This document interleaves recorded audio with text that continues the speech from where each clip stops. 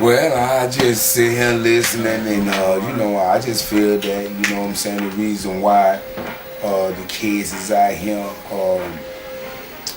listening to rap and living their life by is because during our days we had mothers and fathers, we had grandmamas and granddaddies. These days, that's when it was old, that's when it had some age on it. But these times now, the new millennium, kids having kids. You growing up with your kids, you young, you still listening to rap music. They haven't left you yet because you haven't matured to that level, you know what I'm saying, to start a life for yourself. You understand what I'm saying? You were so young, you having kids, your whole life was just getting a job so you could take care of your kid. You know what I'm saying? You didn't have time to try to focus on nothing else or do nothing else because there was a drawback from a child having a child. What can you do when you're a child? Having a child is rough and it's hard.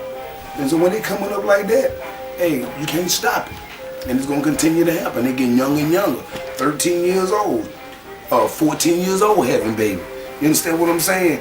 What, 31, 34, grandmama, 34, granddaddy.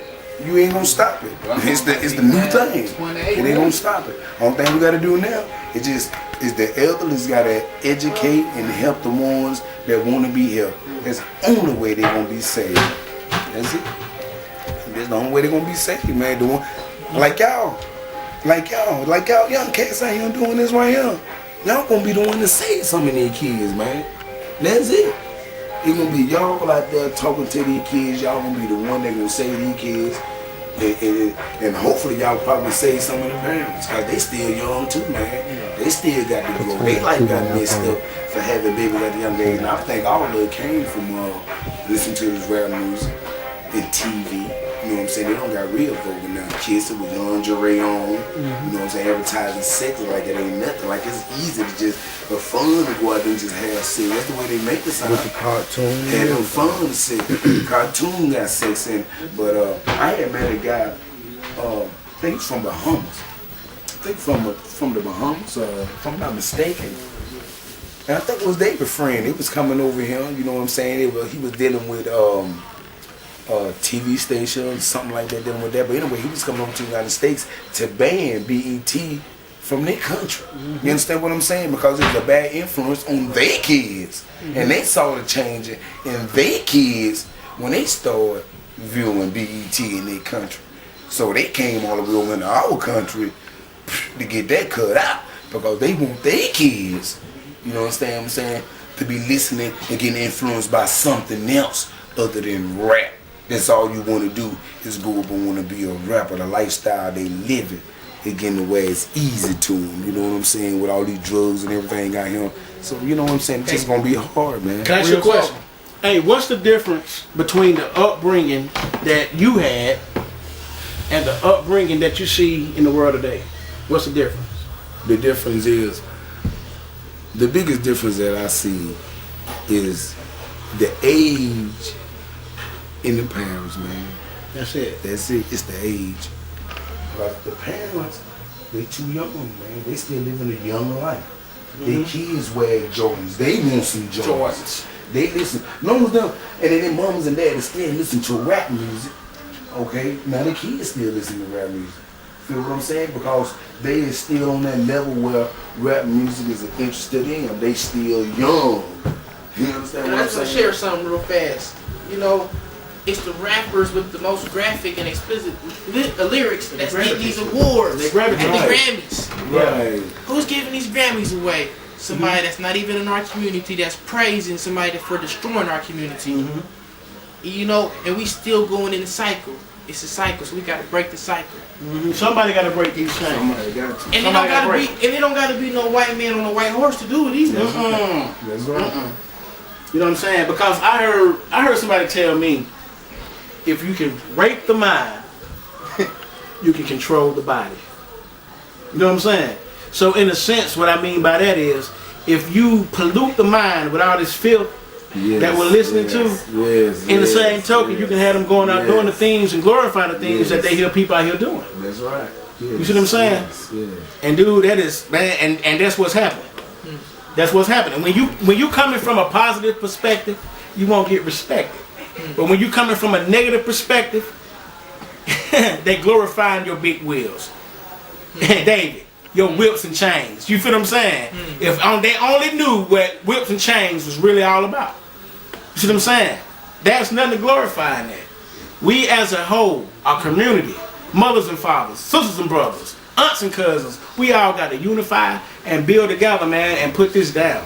Because if not, the enemy will win. And they're going to continue to win and take over. Now let somebody, you know what I'm saying, stand and be a man. Or be a lady. Like you said, Michael Boo, that old grandmama that instilled that wisdom. That, you know what I'm saying? Look how far we come. And I want to just, add and be an echo and piggyback, because it really comes down to the black woman. Exactly. Because the black woman is the one that gives birth to the child, you know, and that raises the community up. The hoe bags and the bees, and you know how we just be destroying them. They actually use their tongue to whip us, because that's how the white men put them in the front to do. That. When they used to tar and feather the black man in front of this whole family, that made the black woman say, "Oh, I can't trust him. Exactly. I can't defend on him because the white man's going to come and, you know, and destroy what's going on around here." So now the black woman is in front of the black man. So we got to give strength to the black woman that raises the community. Exactly. Right. You know what I'm saying? Right. And then at the same token, even though we have to give strength to the black woman, you know what I'm saying? A man was made, you know what I'm saying, to be strong, to be the backbone. You know what I'm saying? That's why we, you know, cut up the way we are. And that lady was meant to be our supporters. You know what I'm saying? Somebody that we can rely on, fall back on. But if her mind is corrupt, and her mind is poison, what else do we got to turn to? You know what I'm saying? But then at the same token, we have to condition our minds and get ourselves in order. In the sense that I say prioritize. So you know what I'm saying? That we can be the man. We can be the backbone. We can be that foundation, that strong arm. You know what I'm saying? So therefore, you know, our black women won't be out there doing the things that they doing.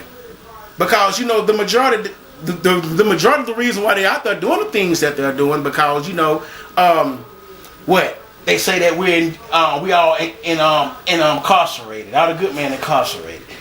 We all down low. We all, you know what I'm saying? But at the same token, you know, it don't even gotta be that way. You know what I'm saying? It is still some good men out there. You know what I'm saying? We're just looking for a strong lady to be the backbone, that foundation. You know what I'm saying? To see us through it and just to hold us down. And I, you know what I'm saying, give homage and praise to the men that got that in their lives right now. Say that. For real, I really do. Because, you know, it's real rare right now. Then you got women that's dating other women. And getting, you know what I'm saying? And all that. It is rare. It's rare, like white running backs in the NFL. Yeah. We gotta do something about it. We gotta do something about it. Real talk. Real, dude. I mean, real. You know what I'm saying? If you got a good one, I mean, dudes knocking at your door, trying to knock you down for them. And then, you know, and then they want to get mad and upset. I don't want to, you know, I don't know if you're going to put this on TV. If you do, I don't care. Then they want to get mad and upset when you get your old white women. Oh, no. Not a white woman. You feel me? But, hey, you know what I'm saying? That's just the way it is. You feel me? That's just the way it is.